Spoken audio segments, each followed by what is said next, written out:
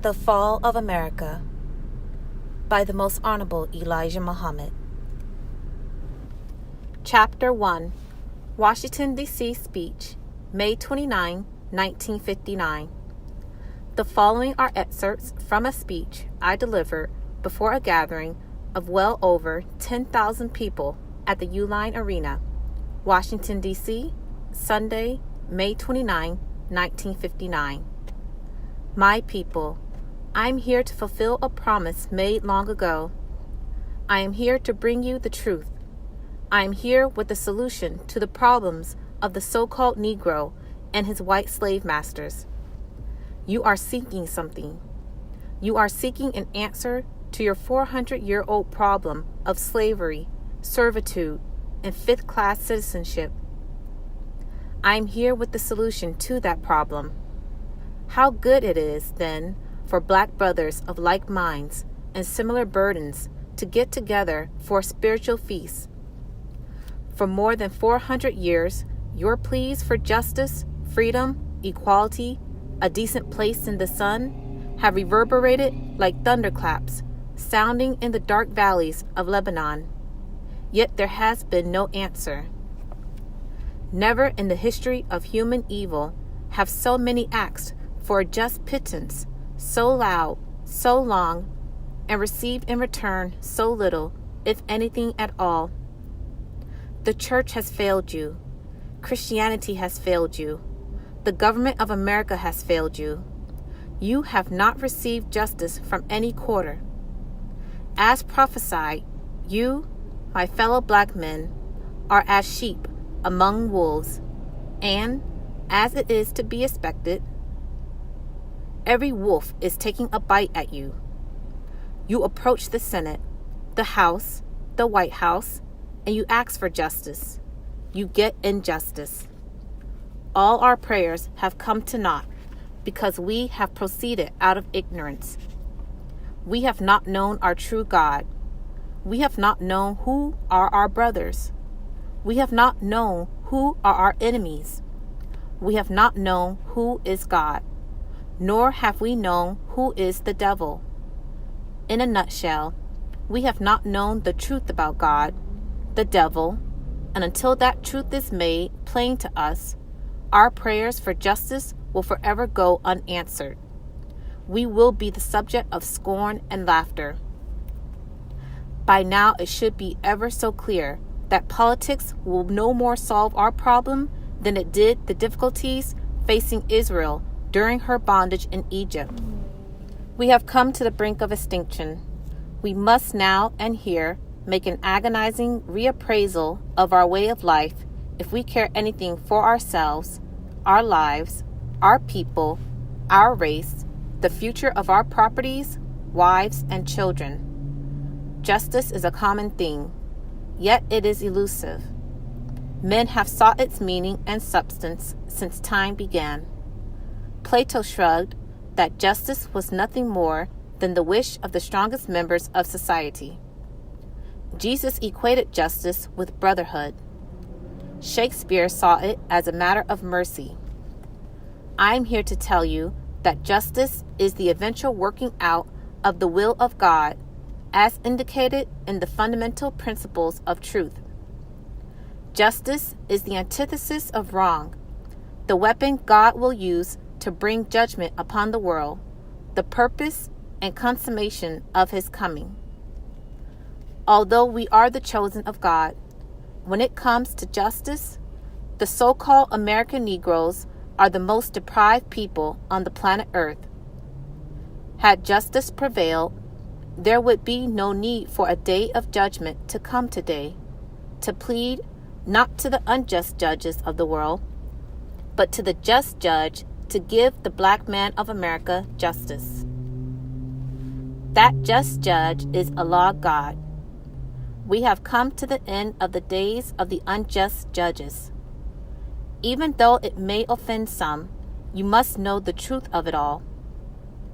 The truth hurts the guilty. According to the sayings of Jesus, the truth will make us free. The imperative need is for a clear-cut definition of that truth that will make us free. We must distinguish between the truth and the false so-called truths that have been handed down to us from generation by our slave masters. We have been falsely taught that the truth was the matter of Jesus' birth and death. It has been taught, and this is also false, that the truth is the revelation of Christianity. Neither of these is the truth. Neither of these will make you free. The truth to freedom is the knowledge of God and the devil, truth of yourselves, others, and the real religion of God. How mistaken you are to assume that Jesus was the final word of truth. Jesus himself admitted he could not tell it all. Yet he promised that God would send one who would not only reveal the ultimate truth, but who would reveal it to the people lying in the mud of ignorance and shame. We, the fools of the world, would be the first to know that truth, not the wise of this world. This is not cause for offense. For when God said he would reveal his truth to the fools of the world, it was a blessing, not an insult to us. After all, this names us his chosen people. Thus it is that the problem of the black man in America has set off an era of troubling throughout the world. Until your problem is solved, there will not be peace for anyone. Today, then, is a new day dawning in a new world, for the old day and the old world have passed away. The new day, the new world, if you please, cannot come into full meaning until justice comes to our people. The burden is not our oppressors alone. Much of it is upon us. The time has come when we must speak or die. Our leaders, or so-called leaders, are choked by fear. Such a leader is not worth the salt that leavens his bread. This fear is the root of their failure to tell you the truth. Now this truth must come out. You have misunderstood the Bible. Christianity is a white man's religion, and it contains no salvation for the black man. For this very reason, the prayers of your preachers to the government, the Father, the Son, and the Holy Ghost have fallen on deaf ears.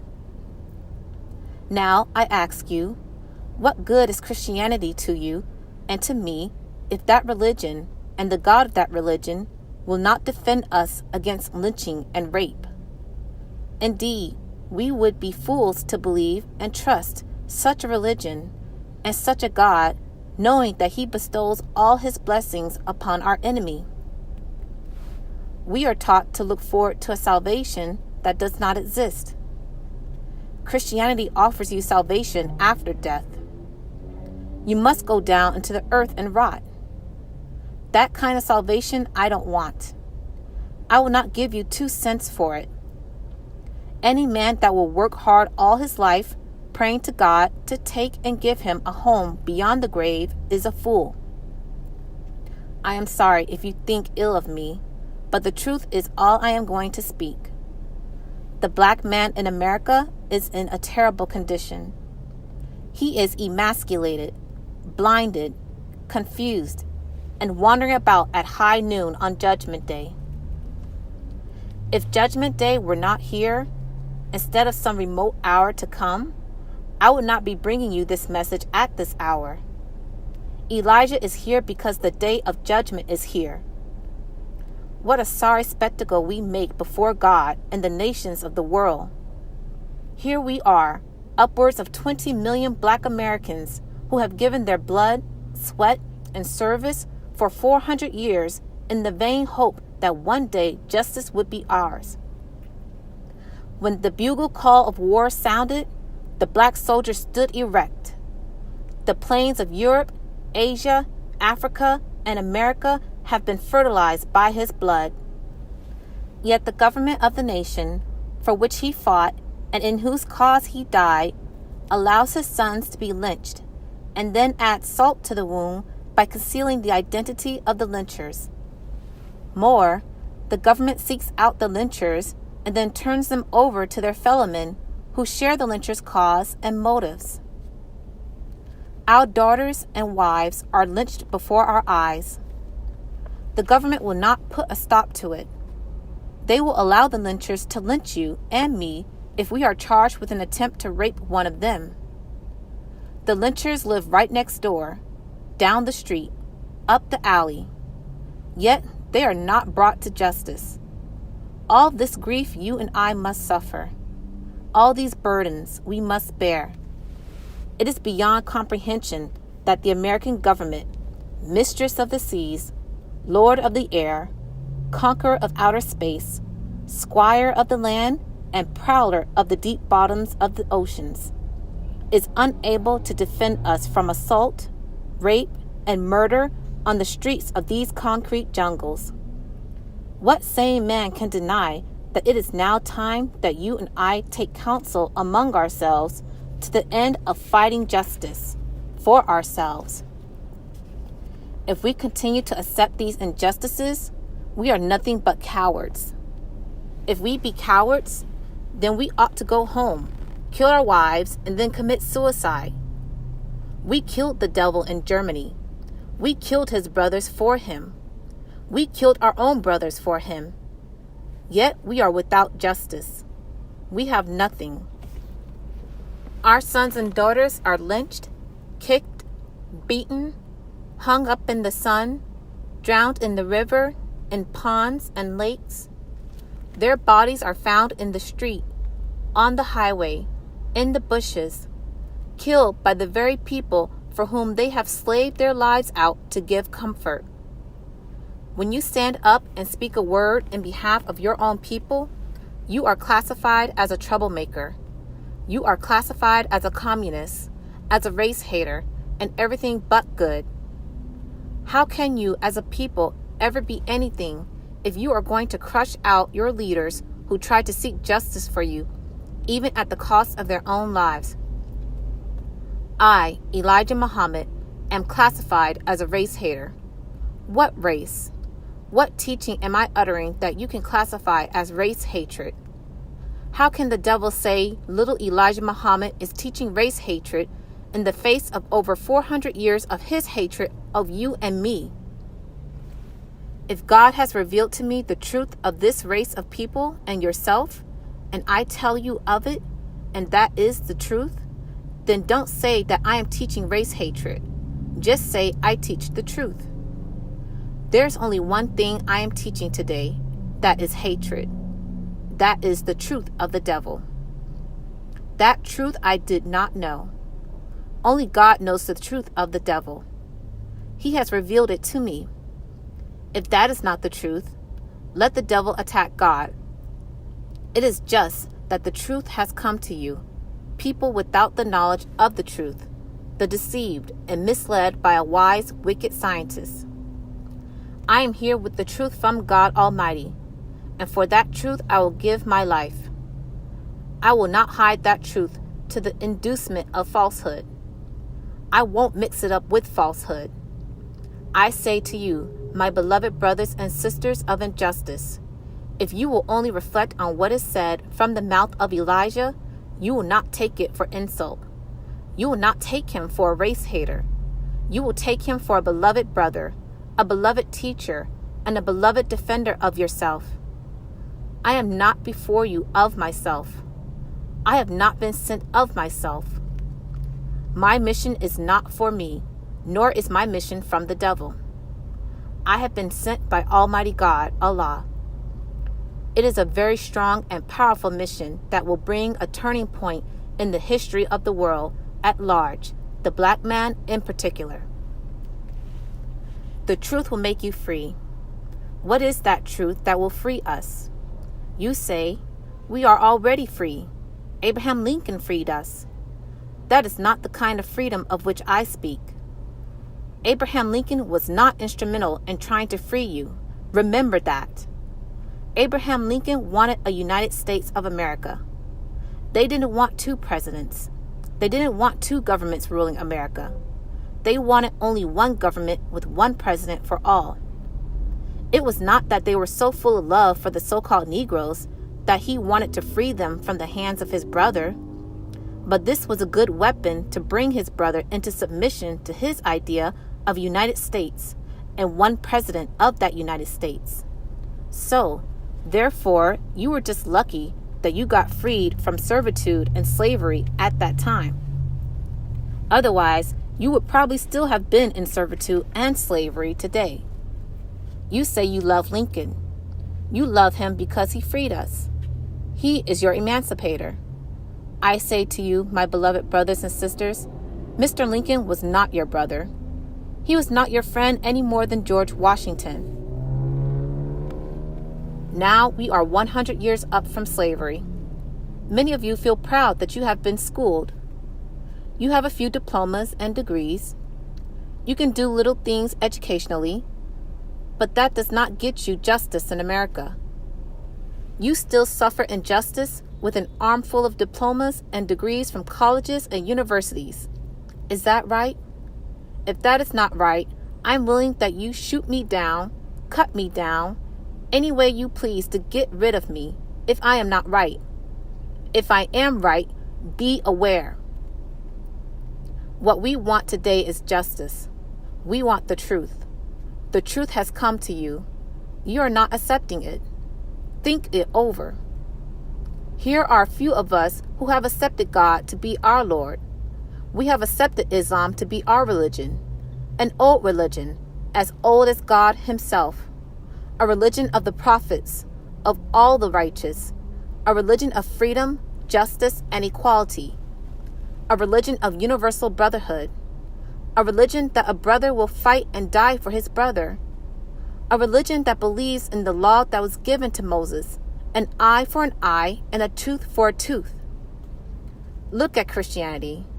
That law is killed. Why? Because the devil did not want you to strike back at him.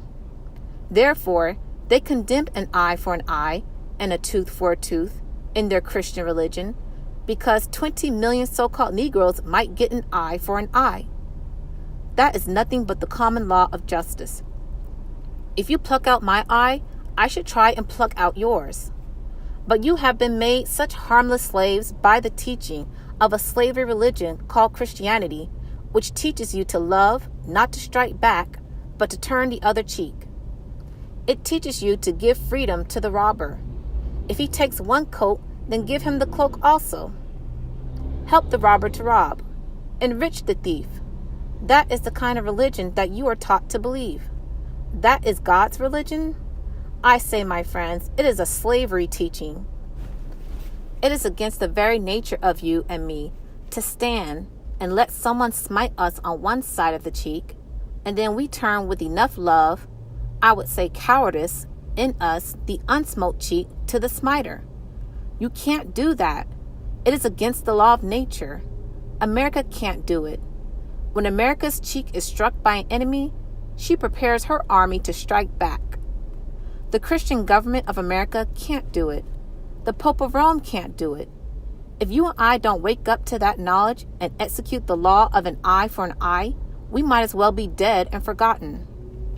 It is better for you and me to just go and commit suicide than for the enemy to come in our homes and drag us down, drag our daughters out, beat, lynch, and rape them while we stand by looking. If you and I are deprived of justice, if the federal government will not punish our murderers and our rapers, I say to you, we must get together and find some way to punish them ourselves. In the case of a recent lynching in Mississippi, the government agents spent a lot of time trying to find the lynched body to show that he had been lynched. It would have been easier to find the murderers than the dead body. According to the papers, that is all you and I have to go by. The government knows the lynchers.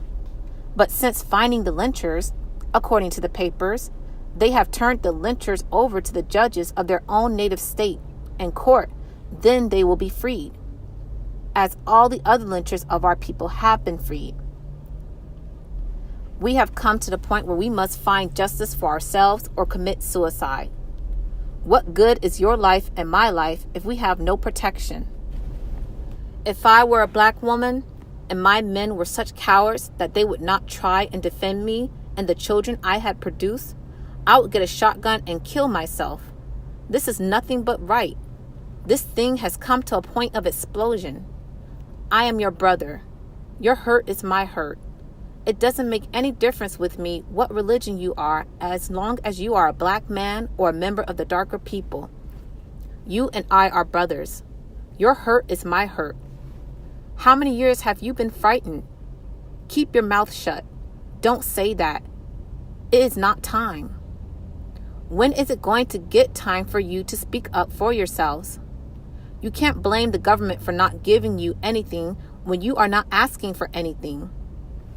The only thing that you are pleading for is a job. Is it not true that John Hawkins, the slave trader of our people, brought you and me here for just the purpose of working for the white man? He didn't bring you here to make you the white man's equal. It is certainly evident by now that it was never intended that you be a full citizen, owner, or a significant office holder in America. Your role was that of a slave. Today, even though 400 years have elapsed, that intent underlies your role in the American body politic. How pathetic a sight many of us make as we boast of our meager education and the attainment of a measure of economic growth. All these things are an illusion. When rightly viewed, your education has been designed by your oppressors with the specific intent of keeping you in servitude. Your economic growth has been achieved by installment buying, which is now clearly shown to be a banger's rope about the neck of the black man. Our oppressors own and control everything. We have nothing. What then is the basis of our vaunted and foolish pride? Something must be wrong upstairs. I ask you, how in the name of common sense can we be satisfied with our roles of servitude and as the helpless victims of injustice? If we have simple intelligence and love for our fellow men, we must sound the alarm and let the world know we are not satisfied. We must shake off the dead, dumb, and blind shackles that have beset us for generations and move toward unity of our kind. This is the truth. The truth hurts. I will speak it or die. I am not afraid to die for truth indeed. I did not take this mission to try and save my life. I took the mission to fulfill truth, even at the cost of death. We must unite at all costs. Once united, we must stand fully packed as a wall against injustice. If your brother does not want to unite with you, then you must teach him, cajole him, urge him, and persuade him by all methods available until he realizes that he, too, must give his all on the altar of justice. For what if 10 million of us die in the process? The remaining 7 million or more of us will enjoy freedom, justice, and equality. Allah is sufficient for all our needs. This is why I do not have to beg from our oppressors or march on their capital with my hat in my hand. For how can I, on one hand, preach the doom of the oppressive system, and then, with the other hand, ask alms of the oppressor? Allah is our God. We are His blessed. He has given all the world to us if we would but first give our all to Him. I met with Allah as Moses met with Jehovah. Allah has revealed the truth unto me. It is up to you to believe it or let it alone. But this does not negate the fact that I know the end of it all. I know tomorrow. I would be happy to tell it to you if you will believe it. I want you to know that our oppressors are exerting every effort to prevent you and me from uniting. They do not want a united Negro. They do not want an Islamic so-called Negro. They know that Islam frees black men from fear. As a result, it sets the oppressor's teeth on edge. The power of Islam is best seen when compared to the failure of Christianity. First, Christianity has failed you because it was the religion which first placed you in slavery. Secondly, Christianity has failed you because through its doctrine of turning the other cheek, it has rendered you incapable of defending yourself in the hour of peril. Thirdly, Christianity has failed you because it has caused you to forsake the pursuit of justice in this world in the pursuit of an illusory and non-existent justice beyond the grave. Now, my beloved, you are faced with the same problem that beset Moses and the children of Israel during the era of the Egyptian captivity. Pharaoh did not want Moses to preach the religion of Jehovah in Egypt because Pharaoh knew such preaching would bring damnation to his wicked kingdom.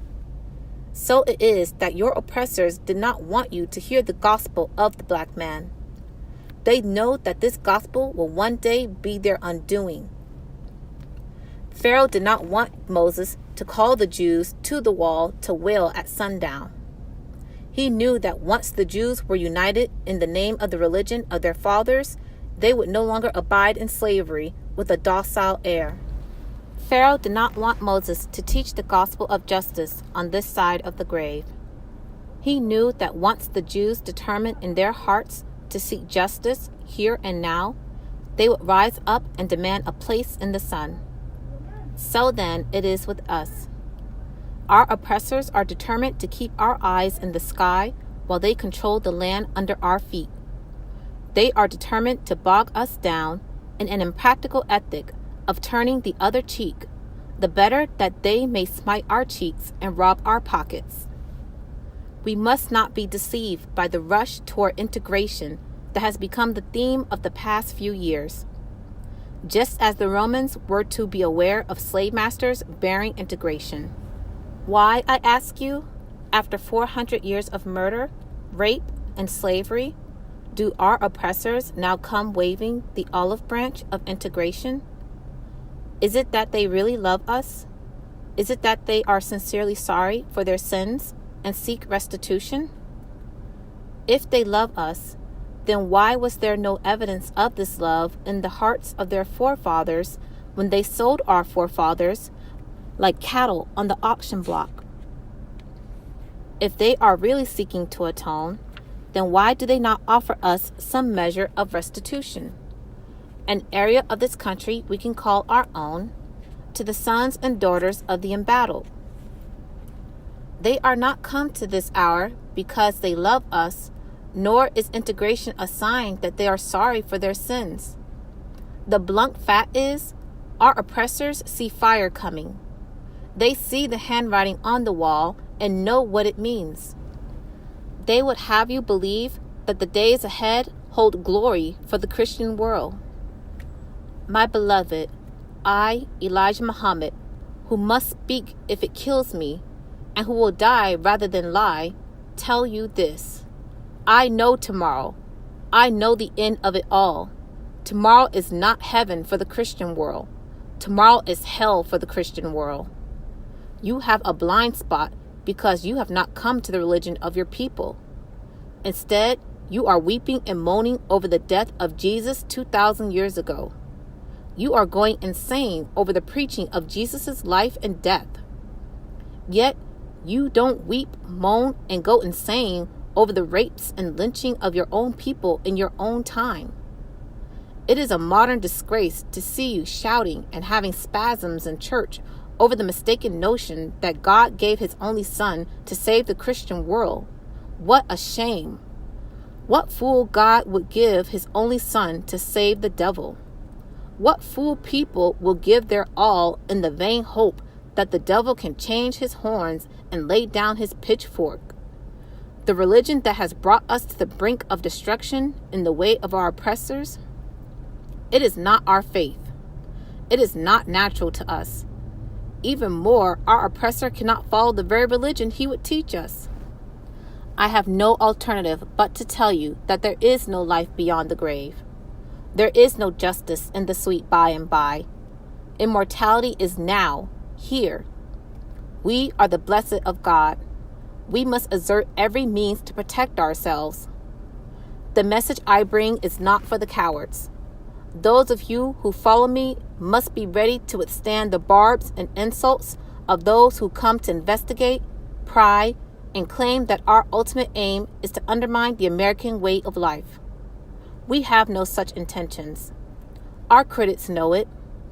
There's nothing under the rug or subversive about what I say and teach. It is shouted over the air, in the newspapers, on the street corners. Why, then, should you be intimidated by those who seek only to throw fear in your hearts and know what we say is right? How ironic is it that the very people who charge us with disturbing the status quo themselves go around raping, lynching, denying citizens the right to vote, and taking to the halls of Congress to call you and me everything from a beast to an immoral entity? Yet they unite with their own kind. They give aid and comfort to their own kind. They bring their common enemy to naught. When then is it so wrong and subversive that you and I unite for the same end? If you listen well, you can hear the screams of a Negro co-ed in Tallahassee as she vainly begs her 4 white abductors to leave her virtue intact. If you listen a little longer, you can hear the pleas of a Milwaukee black mother as she begs police to free her 6- and 7-year-old daughters from a white abductor who held them captive and took carnal liberties with them for over an hour. These acts of carnage must come to an end. To that end, I suggest the following. First, we must discipline our women. If any of them are so blind as to consort with our oppressors, then we must take counsel among ourselves and with her. We must exert every pressure at our command until she will have returned to a state of loyalty to her own. Much of the defection among our women stems from the fact that they have been cajoled into following the oppressor's style when it comes to hair, dress, and clothing. These are the badges to sin and cause men to leer and behave lasciviously. If you study the customs and traditions of Islamic countries, you will see the proper manner of dress. These are the rules we must lay down and enforce if our women are to receive the respect due them.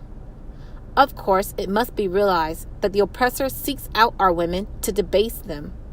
There is no real love and affection in his heart for them or us.